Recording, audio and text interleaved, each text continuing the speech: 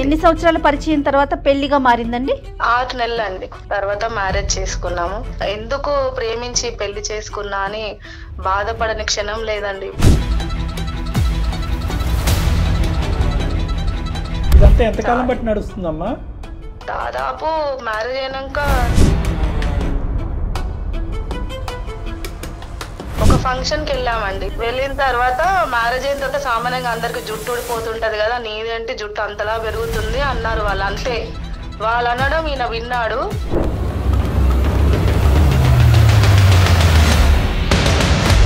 ఏం చేస్తున్నారండి?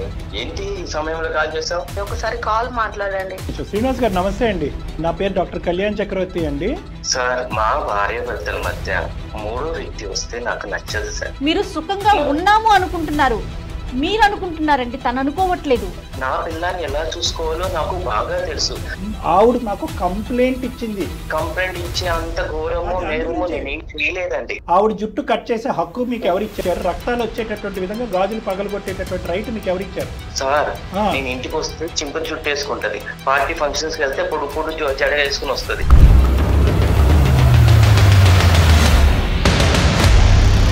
మహేష్ బాబు సినిమాకి వెళ్తే ఏంటండి ప్రాబ్లం? తనకు దేవుడైనా, హీరో అయినా, భర్త అయినా అన్ని నేనే. ఈ ప్రపంచమైనా అన్ని నేనే. ఆమె ఎంతసేపు నా చుట్టే తిరగాలి కానీ వేరే వాళ్ళ వైపు చూడకూడదు. మీ భార్యకు మాత్రం మీరు ఒక్కలే ప్రపంచం కాదు. ఆ అమ్మాయి స్వేచ్ఛగా అందరిలాగే బతకాలి అని అనుకుంటుంది. మీకు దురదృష్టకరమైన పరిస్థితులు ఏమైనా మీ చిన్నతనంలో మీకు ఏర్పడి ఉంటాయి, జరగకుండా సంఘటనలు ఏమన్నా జరుగుంటాయి. కాబట్టి మీ మైండ్ కంప్లీట్గా విషపూరితం అయిపోయింది. మీరిద్దరూ కలిపి 3 సంవత్సరాల్లో చేసిన మంచి పని ఏదన్నా ఉంది అంటే పిల్లలు కనకపోతాం. ఆ భార్య చాలా మనసుకి బాధపడి మీ నుంచి దూరంగా పారిపోతానంటుందండి. నాకు ఆమె కావాలండి, నాకు ఆమె కావాలి. మీతో అడ్జస్ట్ అవ్వలేనండి, మీరు నాకు వద్దండి. అసలు నాకు నువ్వు తప్ప ఈ ప్రపంచమే లేదు గీతాంజలి, నాకు నువ్వు కావాలి. రెండే 2 అస్త్రాలు ఉన్నాయి ఇక్కడ. ఒకటి ప్రేమ అంటే కనుక నలుగురికి పాలు పంచిచ్చేటటువంటిది, నలుగురి మధ్యన స్వేచ్ఛగా బతికేటటువంటిది ప్రేమ. అలా లేనటువంటి పక్షంలో మీరు అది ప్రేమ అని డిఫైన్ చేయడానికి వీలు లేదు. ఆ డెఫినేషన్ మీరు ఇమీడియట్గా మార్చుకోవాలి. ఆ అమ్మాయి మాత్రం మీతో ఉండాలని అనుకోవట్లేదు.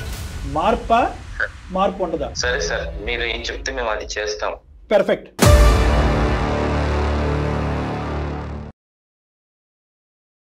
వేరికోస్ వెయిన్స్ కి సరైన చికిత్స కోసం సంప్రదించండి ఎవిస్ హాస్పిటల్.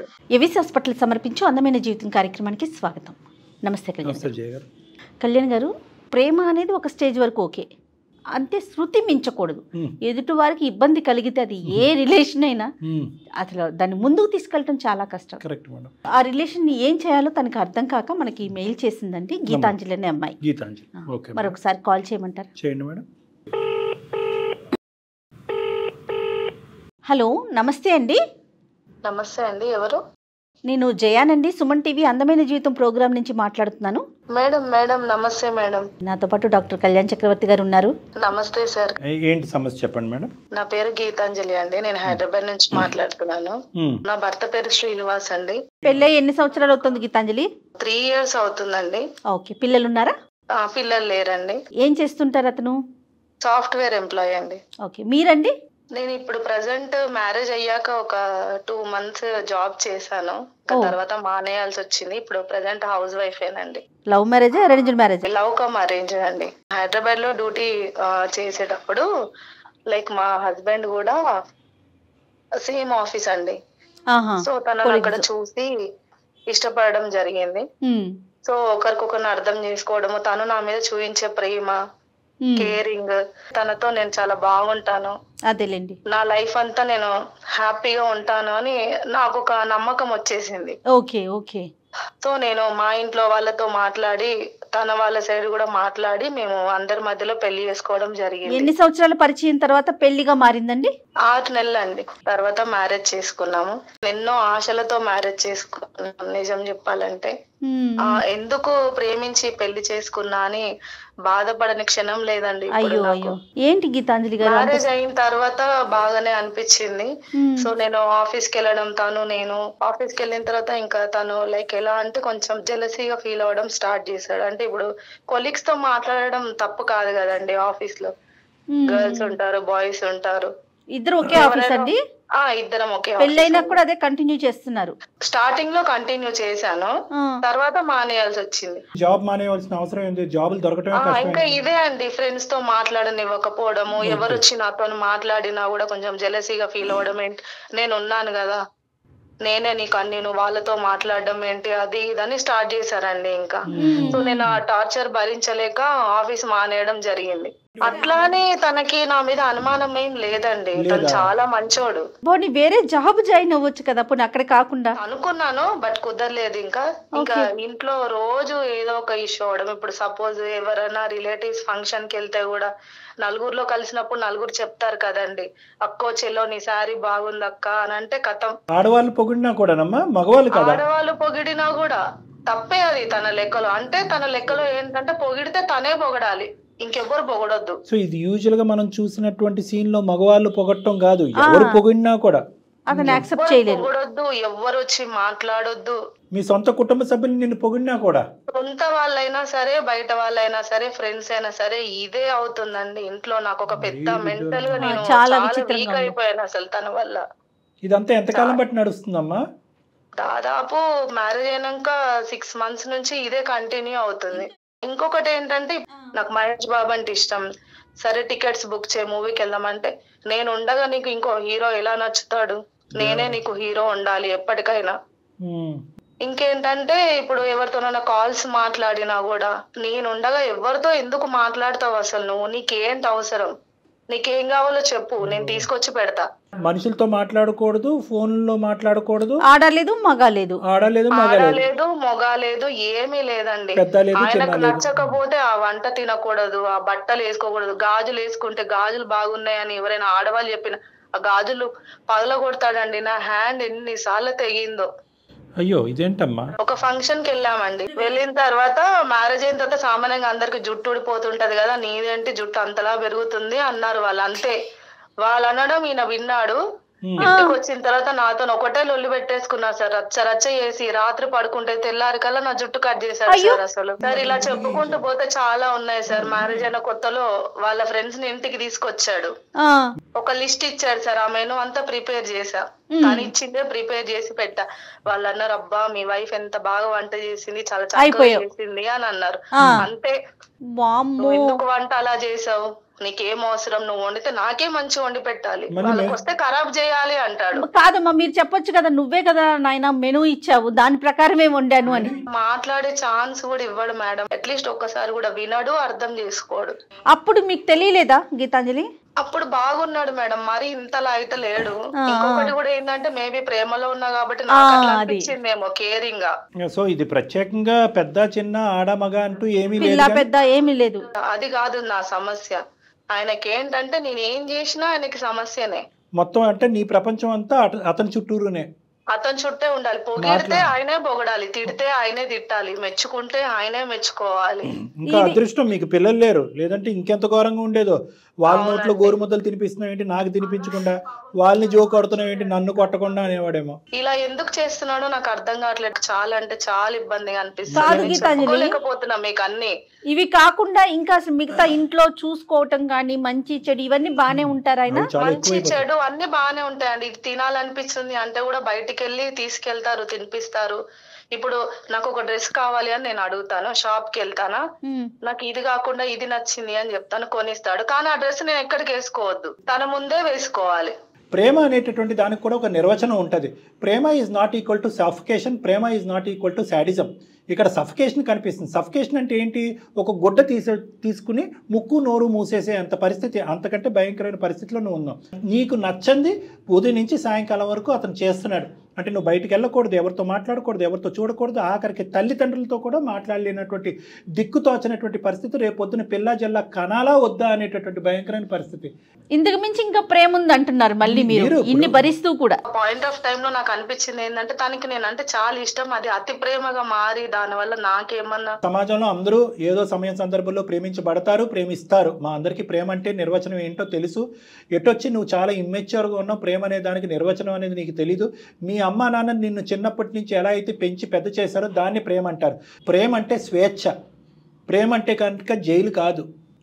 భార్య అంటే భార్యనేనా బానిసలా బతుకుతున్నాను సార్ నేనైతే. రెండు మీరే చెప్తున్నారు. అది మాకు అందరికీ అర్థమైంది. అంటే నువ్వు ఆ డైలమా కన్ఫ్యూజన్ లో ఉన్నావు కాబట్టి మా వరకు వచ్చారు. మరి ఇది మీ అమ్మ నాన్నలతో చెప్పుకున్నవి నరకం లేదండి, అసలు ఇవి చెప్పుకునేలాగా కూడా అనిపించట్లేదు డాక్టర్ గారు. ఎందుకంటే పెద్ద పెద్ద సమస్య ఇప్పుడు నోరెత్తి చెప్పుకోగలను. ఇప్పుడు పెద్ద సమస్య అంటారా అతి పెద్ద సమస్య అంటారా?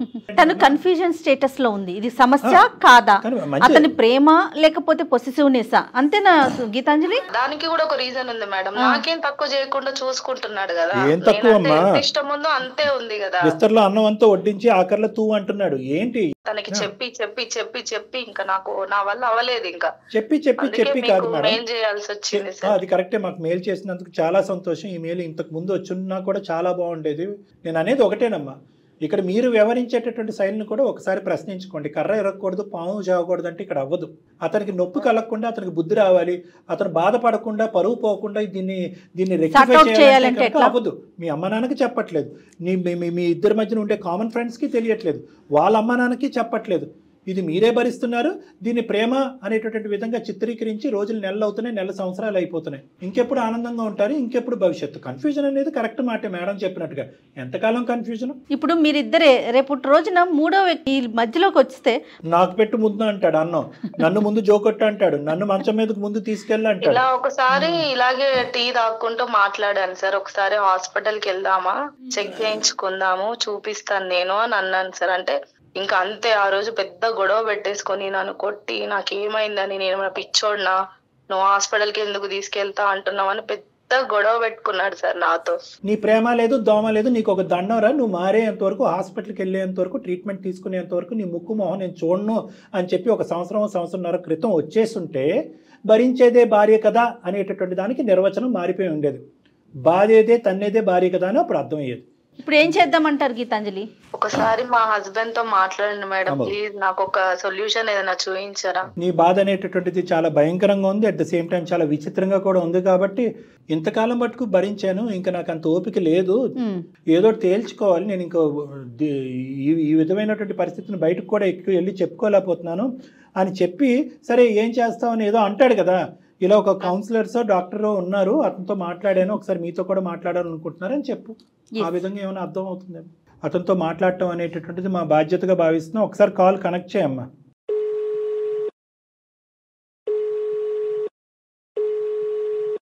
హలో, ఏమండి ఏం చేస్తున్నారండి? ఆఫీస్ లో ఉన్నాను గీతాంజలి. ఏంటి ఈ సమయంలో కాల్ చేసావు? లంచ్ చేశారా? చేశాను రా, నువ్వు చేసావా? ఎప్పటి నుంచో ఒక విషయం మాట్లాడాలనుకుంటున్నానండి. నేను చాలా బాధ పెట్టేస్తున్నానండి కొన్ని విషయాల్లో. నేను అది భరించలేక కుమిలిపోతున్నానండి. నేను ఆల్రెడీ 2-3 టైమ్స్ మీకు చెప్పాను, బట్ మీలో ఎలాంటి మార్పు లేదు. నాకు ఒక డాక్టర్ ని కన్సల్ట్ అవ్వాల్సి వచ్చింది. సో ఒకసారి తనతో మాట్లాడతారా డాక్టర్ సార్ తోని? జోక్ చేస్తున్నావా? ఏంటండి ఇది నా లైఫ్ అండి, మీకు జోక్ అనిపిస్తుందా అండి? ప్రతిదీ మీరు అలాగే తీసుకుంటారేంటి లైట్ గా? ప్రాంక్ చేస్తున్నావా? మీతో ప్రాంక్ ఎందుకు చేస్తానండి? నేను ఎక్కడున్నావు? నేను ఇంట్లోనే ఉన్నానండి, ఒకసారి కాల్ మాట్లాడండి. శ్రీనివాస్ గారు నమస్తే అండి, నా పేరు డాక్టర్ కళ్యాణ్ చక్రవర్తి అండి. మన సుమన్ టీవీ అందమైన జీవితం నుంచి మాట్లాడుతున్నాము. మాట్లాడచ్చా ఒక 2 నిమిషాలు మీతో? నాకేం అర్థం కావట్లేదు. గీతాంజలి గారు మాకు ఈమెయిల్ పంపించారు. వచ్చినటువంటి చాలా హండ్రెడ్స్ ఆఫ్ ఈమెయిల్స్లో ఆవిడ ఈమెయిల్ ఎందుకు సెలెక్ట్ చేసుకున్నాం అంటే కనుక ఆవిడ బాధ వర్ణనాతీతం. ఎందుకంటే కనుక ఆవిడ ఎన్నో సందర్భాల్లో మీకు చెప్పుకుంది, నేను స్వేచ్ఛగా ఉండలేకపోతున్నాను, మీరు చెప్పేటటువంటి మాటల ప్రకారం కానీ, మీరు గీసినటువంటి గిరిలో కానీ, మీరు చెప్పినటువంటి అడుగుజాడల్లో నేను నడలేకపోతున్నాను, ఉక్కిరి బిక్కిరి అయిపోతున్నాను. చాలా సందర్భాల్లో, ఇది మొదటిసారి కాదు, ఇప్పుడు ఫోన్ కాల్ చాలా సందర్భాల్లో ఆవిడ చెప్పారంట. కానీ అది మీకు అర్థం కావట్లేదంట. అసలు ఏం జరుగుతుంది మీ ఇద్దరి మధ్యన అనేటటువంటిది మీరు ఏం చెప్తారనేది మేము వెయిట్ చేస్తున్నాం. సార్, మా భార్య భర్తల మధ్య మూడో వ్యక్తి వస్తే నాకు నచ్చదు సార్. ఇప్పుడు మీరు ఎందుకు వచ్చారో నాకు అర్థం కావట్లేదు. అది కరెక్టే డాక్టర్ గారు, ప్రతిదానికి ఇంతే, మూడో వ్యక్తి రావద్దు అంటారు. నా భార్య నేను అంతే, మేము మాత్రం సుఖంగా ఉండాలని అనుకుంటున్నాం. శ్రీనివాస్ గారు నమస్తే అండి, నేను జయానండి. మీరు సుఖంగా ఉన్నాము అనుకుంటున్నారు, మీరు అనుకుంటున్నారండి, తను అనుకోవట్లేదు. ఈ విషయాన్ని అర్థం చేసుకోండి కొంచెం. నా పిల్లాన్ని ఎలా చూసుకోవాలో నాకు బాగా తెలుసు. తన అవసరాలు ఏంటో, తనకు ఏం కావాలో, తన అభిరుచులు ఏంటో, తన రుచులు ఏంటో అన్ని నాకు బాగా తెలుసు మేడం. మీ జీవితంలో మీకు నచ్చినటువంటి అంకె 3 అన్నది మాకు తెలుసు. అర్థమవుతుంది. మీరు చెప్పే దాన్ని బట్టి నెక్స్ట్ నా లైఫ్ లో ఎటువంటి స్టెప్ తీసుకోబోతున్నాను అనేది నేను ఆలోచిస్తాను అనేటటువంటి లెవెల్లో మీ వైఫ్ మాకు కంప్లైంట్ ఇచ్చింది. కంప్లైంట్ ఇచ్చే అంత ఘోరము నేరము నేనేం చేయలేదండి. మీ మనసు మీద చేసుకొని చెప్పండి మీరేం చేయలేదని. మాకు సమాధానం చెప్పక్కర్లేదు, ఆవిడ చెప్పండి. అసలు ఏ ఒక్క రోజైనా అసలు నా భార్య ఎలా ఉంది, తన మానసిక పరిస్థితి ఏంటి, నేను ఎంతలా హర్ట్ చేస్తున్నా, తనతో కొంచెం ప్రేమగా మాట్లాడాలి, దగ్గరికి తీసుకోవాలని ఏ కోసాన ఉందా అండి మీకు? నేను ఎంత ప్రేమగా నేను చూసుకుంటున్నాను. మీతో అడ్జస్ట్ అవ్వలేకపోతున్నానండి. అసలు మీకు నా బాధ అర్థం కావట్లేదు. నాకు ఎవరున్నారు చెప్పు, నువ్వు తప్ప నాకు ఎవరున్నారు చెప్పు. అక్క ఏమో అక్కడ దూరం ఉంటది, నువ్వు తప్ప నాకెవరున్నారు? నాకు అమ్మ ఉందా, నాన్న ఉన్నారా, ఇంకెవరైనా ఉన్నారా? నా సర్వస్వం. మనకే కాదండి, మన ఫ్యామిలీస్ కూడా ఉన్నాయి, మీరు అది గుర్తించట్లేదు. నా ప్రపంచమే నువ్వు బుజ్జి, నాకు నువ్వే కావాలి. విస్తర్లో శుభ్రంగా ఒట్టించి ఆఖరిని తూ అంటున్నారు. ఎవరన్నా పొగిడితే మీకు ఇష్టం లేదు, గాజులు బాగున్నాయని ఎవరన్నా అంటే గాజులు పగలగొడతారు.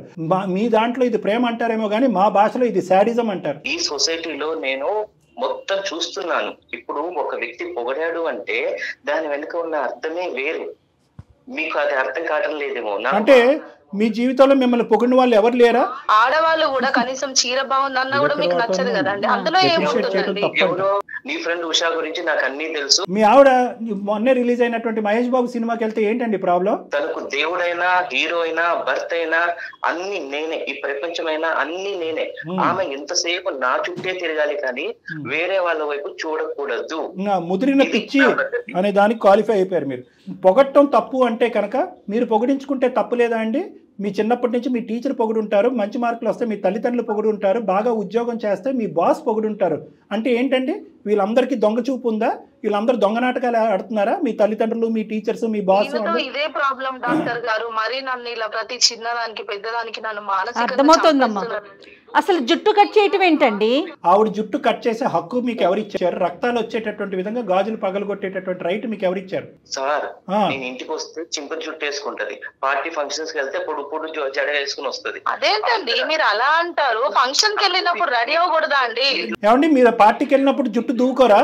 ఇంట్లో ఏమో నా ముందేమో గాజులు వేసుకోదు, ఏం వేసుకోదు, మొండి చేతులతో వస్తుంది. బయటకు వెళ్తేమో గాజులు ఎన్ని వేసుకొని వస్తుంది. అందరు నీ గాజులు బాగున్నాయి, నువ్వు బల అందంగా ఉన్నావి అంటే అది చూసేది ఏదో నేను చూడాలి, వేరే వాళ్ళు ఎవరు చూడకూడదు అవన్నీ. మిగతా వాళ్ళందరూ ఏం చేయాలండి? కళ్ళకి గంటలు కట్టుకోవాలా? నేను ఆమెని ఎంత పూలల్లో పెట్టుకుని చూసుకుంటున్నానో అది నాకు తెలుసు. నేను అడ్జస్ట్ అవ్వలేకపోతున్నానండి మీతోటి. నన్ను అడగాల్సింది. మనం రోజు మాట్లాడుకునేటప్పుడు, అన్నం తినేటప్పుడు నేను మీకు ఎన్నిసార్లు చెప్పలేదండి నా బాధ మీతో? నువ్వు అడుగుంటే కనుక నేను మారిపోయి ఉండేవాడిని అని అంటున్నారు కదా, ఇప్పుడు చెప్పింది కదా. నాకు ఉంది నా భార్య మాత్రమే సార్. నా భార్య వైపు మూడో వాడు కన్నెత్తి చూశాడంటే నాకు అస్సలు నచ్చదు. ఆ భార్య చాలా మనసుకి బాధపడి మీ నుంచి దూరంగా పారిపోతానంటుందండి. నాకు ఆమె కావాలండి, నాకు ఆమె కావాలి. మీతో అడ్జస్ట్ అవ్వలేనండి, మీరు నాకు వద్దండి. అసలు పెళ్లి చేసుకున్నాను, ఆమెని నేను పెళ్లి చేసుకున్నాను. మీతో లాజికల్ గా మాట్లాడటం చాలా కష్టం. ఎందుకంటే కనుక definition of happiness, definition of love, sacrifice, ఇలాంటి వాటి గురించి అసలు మీరు మాట్లాడలేదు. నేను ఇలా డిఫైన్ చేసుకున్నాను, ప్రేమ అంటే ఇదే, మీరు ఏంటి అనేటటువంటిది మాకు పూర్తి స్థాయిలో అర్థమైంది.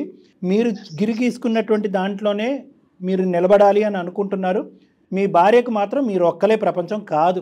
ఆ అమ్మాయి స్వేచ్ఛగా అందరిలాగే బతకాలి అని అనుకుంటుంది. మనుషులు బయట తిరిగినంత మాత్రాన, నలుగురితో మాట్లాడినంత మాత్రాన, 4 పనులు చేసుకున్నంత మాత్రాన, వీళ్ళు వేరే వాళ్ళని పొగిడి వాళ్ళు వీళ్ళని పొగిడినంత మాత్రాన క్యారెక్టర్లు బ్యాడ్ అవ్వండి. మీకు దురదృష్టకరమైన పరిస్థితులు ఏమైనా మీ చిన్నతనంలో మీకు ఏర్పడి ఉంటాయి, జరగకుండా సంఘటనలు ఏమన్నా జరుగుంటాయి. కాబట్టి మీ మైండ్ కంప్లీట్గా విషపూరితమైపోయింది. మీరు మానవ జాతినే నమ్మేటటువంటి పరిస్థితిలో లేరు. మీరిద్దరూ కలిపి 3 సంవత్సరాల్లో చేసిన మంచి పని ఏదన్నా ఉంది అంటే పిల్లలు కనకపోవటం. ఎందుకంటే కనుక ఆ పిల్లలు కూడా ఒక అనుమానాస్పదమైనటువంటి, స్వార్థపూరితమైనటువంటి ఈ వాతావరణాన్ని పిల్లలు చూడకపోవటం అనేది మీరు చేసుకున్నటువంటి పూర్వజన్మ. మా మధ్యన మూడో మనిషి ఉండకూడదు అంటే కనుక మీరు పిల్లలు వద్దు అని ముందే ఫిక్స్ అవటం వల్ల ఈ 3-4 సంవత్సరాల్లో మీకు పిల్లలు లేరు అని అనుకుంటున్నాను. ఏమో ఇది కూడా నాకు తెలియదు గీతాంజలి. ఒక 4-5 పాయింట్లు చెప్పాను నా కౌన్సిలింగ్లో. రబ్బర్ బ్యాండ్ అనేటటువంటిది అలా సాగదీసినంత మాత్రం సాగిపోదు, ఎక్కడో చాట తెగుతుంది. ఫోన్ కాల్ కలపక ముందే ఈ అమ్మాయికి ఫస్ట్ మేము బుద్ధి చెప్పాం. అమ్మ, నీకు నచ్చినటువంటి దాని దగ్గర బ్రేక్స్ వేయటంలో ఎటువంటి తప్పు లేదు. నీకు నువ్వుగానే అతను ఇది ప్రేమ అంటే కనుక దాన్ని నువ్వు స్వీకరిస్తూ అదే ప్రేమగా నువ్వు స్వీకరించడం వల్లే అతను ఇంకా ఇంకా మెట్టు ఎక్కుపోతూ నీ చుట్టూరుని ఒక జైలు వాతావరణం క్రియేట్ చేశాడని చెప్పాం. ఏమని అంటుందంటే, నేను ఇంకా భరించలేను, మీలో మార్పు వస్తుందా రాదా, మార్పు రానటువంటి పక్షంలో నా దారి ఏదో నేను చూసుకుంటానని అంటుంది. అంతేనా గీత? నీ మాటగా మేము ఈ మాట అనొచ్చా? అవును సార్, అంతే సార్. మార్పు వస్తే అతనికి నువ్వు భార్య, అమ్మాయికి భర్త. సార్ ఏ కోణంలో నేను సాటిస్ఫై అన్ని కోణాల్లోనండి, ఒకటి కాదు, ఏ కోణంలో బిగలేదు. అడ్జస్ట్ అవ్వలేనండి, నేను మీతో ఉండలేనండి, వద్దండి నాకు.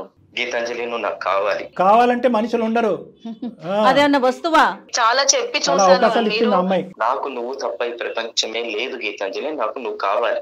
నువ్వు ఇలా వీళ్ళ దగ్గరికి వెళ్ళి వాళ్ళ దగ్గరికి వెళ్ళి ఇలా కంప్లైంట్ చేస్తే బాగోదు. శ్రీనివాస్ గారు, బాగుంటుందా బాగుండదా అనేటటువంటి నిర్ణయాధికారం మీకు లేదు. ఆ అమ్మాయి చాలా అనుభవించింది, చాలా అవకాశాలు ఇచ్చింది, బంత అమ్మాయి కోర్టులో ఉంది, ఈరోజు నిర్ణయం అమ్మాయి చేతిలో ఉంది. నువ్వు కావాలి అంటే కనుక ఇప్పటికే చాలా దగ్గరగా వచ్చింది. ఇప్పుడు తీసుకున్నటువంటి నిర్ణయం అమ్మాయి ఎప్పుడో తీసుకుని ఉంటే కనుక ఆ అమ్మాయి జీవితంలో 2-3 సంవత్సరాలు మిగిలిండేవి. రెండు అస్త్రాలు ఉన్నాయి ఇక్కడ. ఒకటి, నేను ఇంతే ఉంటాను, నా ప్రేమ అంతే ఇంతే, నా చుట్టూనే నీ ప్రేమ అనేటటువంటి అడిగే హక్కు అధికారం మీకు లేదు. ప్రేమ అంటే కనుక నలుగురికి పాలు పంచిచ్చేటటువంటిది, నలుగురి మధ్యన స్వేచ్ఛగా బతికేటటువంటిది ప్రేమ. అలా లేనటువంటి పక్షంలో మీరు అది ప్రేమ అని డిఫైన్ చేయడానికి వీల్లేదు. ఆ డెఫినేషన్ని మీరు ఇమీడియట్గా మార్చుకోవాలి. నెంబర్ 1, సైకాట్రిస్టులు ఉంటారు, లేదంటే కౌన్సిలర్లు ఉంటారు, మీ మనస్తత్వంలో ఎటువంటి లోపాలు ఉంటాయి అనేటటువంటిది వివరించడానికి ఉంటారు. అటువంటిది వినేటటువంటి ఓపిక మీకు ఉంటే కనుక దయచేసి నా గడప వరకు రండి, నేను మిమ్మల్ని మార్చి వెనక్కి పంపిస్తాను.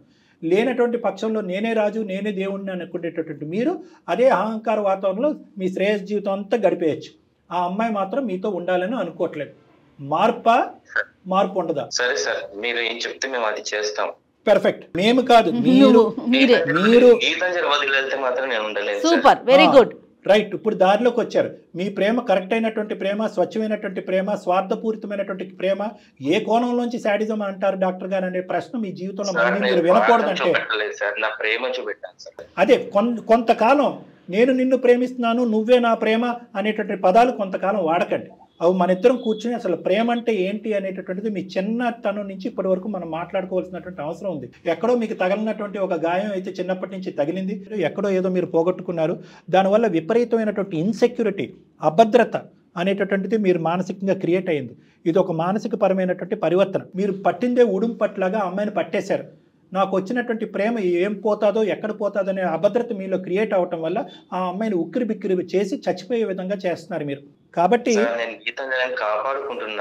కాపాడుకోవట్లేదండి. అది ఆ అమ్మాయి అనాలి. ఇప్పుడు మీకు అర్థం కానిది ఏంటంటే ఆ అమ్మాయి ఆన్సర్ కూడా మీరు చెప్పేయకూడదు. తను ఒక మనిషి అండి, మీరు అసలు అది ఆలోచించట్లేదు. ఇప్పుడే అడగండి, మా ఎదురుగుంటే ఒకే ఒక మాట అడిగితే కనుక మనం ఫోన్ పెట్టేద్దాం. చెప్పు గీతాంజలి, వాళ్ళు చెప్పేది నిజమా, నేను చెప్పేది నిజమా? చంపేశారండి నన్ను ఆల్రెడీ. మీరు ఇంకెన్నిసార్లు చావడానికి సిద్ధం అవ్వాలి? నేను చాలు, మాట్లాడద్దండి, ఇంకో మారు మాట్లాడలేదు. ఆ అమ్మాయికి మీరు ఇచ్చింది ఇప్పుడు వరకు ఏం మాట్లాడలేదు.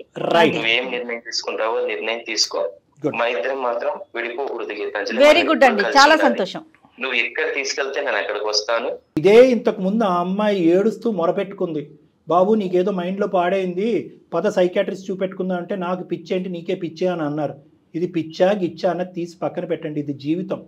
సరే సార్, ఓకేనమ్మా Geetanjali. Thank you madam. Right, thank you so much అండి. ఇమీడియట్ గా మీరు చేయాల్సిన పని ముందు ఒక సైకాట్రిస్ట్ ని కలవటం. అంతే. ఓకే, థ్యాంక్ యూ అండి. రైట్, థ్యాంక్ యూ శ్రీనివాస్ గారు, చాలా సంతోషం అండి. మా మాట మన్నించినందుకు శ్రీనివాస్ గారు చాలా థ్యాంక్ యూ. ఎందుకంటే స్టార్టింగ్లో నేను ఏమన్నా జారకూడనటువంటి మాటలు అనుకున్నటువంటి మాటలు అంటే కనుక నన్ను క్షమించండి. మీ కాపురం, మీరు ఇంత ఇదిగా ప్రేమించినటువంటి గీత మీకు దూరం అవ్వకూడదు అని చెప్పి నేను కఠినంగా కొన్ని మాటలు అన్నాను. అయితే మా మాటలు మన్నించి మీ ట్రీట్మెంట్కి ముందుకు రావడం అనేది నిజంగా హర్షించేటటువంటి అంశం. ఇది అసలైనటువంటి ప్రేమ. రైట్. Thank you. అమ్మయ్య జయ గారు లొంగడు అనుకున్నాను. ఇప్పటికీ కూడా ఆయన తను చేసే తప్పు అనుకోవట్లేదు స్టిల్ ఎండ్ వరకు.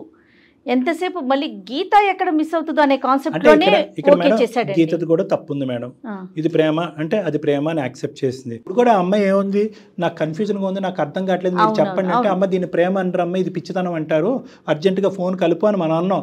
అప్పుడు అమ్మాయి రియలైజ్ అయ్యింది. అవునండి, అవును. కానీ ఇతను కొంచెం కౌన్సిలింగ్స్ కి మీ దగ్గరకు వచ్చిన తర్వాత అమ్మాయి అంటే విపరీతమైన ప్రేమ కనిపిస్తా ఉంది. నా ప్రేమ మారుస్తుంది మనిషిని. అంతే కదండి, కావాల్సింది అదే.